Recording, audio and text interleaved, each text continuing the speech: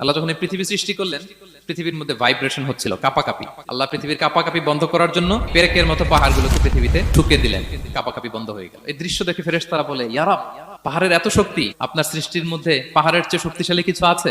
আল্লাহ বললেন আছে। সেটা কি? আল্লাহ বললেন সেটা লোহা, কারণ লোহা দিয়ে পাহাড় কাটা যায়, ঠিক কিনা?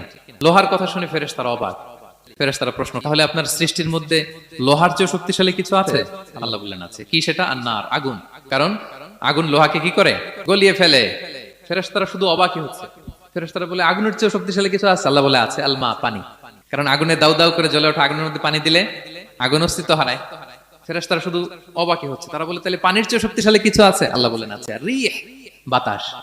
কারণ বাতাস পানিকে একদিক থেকে আরেক দিকে নিয়ে যায়। জলের মধ্যে বায়ুর উচ্ছ্বাস লাগলে জলোচ্ছ্বাস তৈরি হয়, ঠিক কিনা?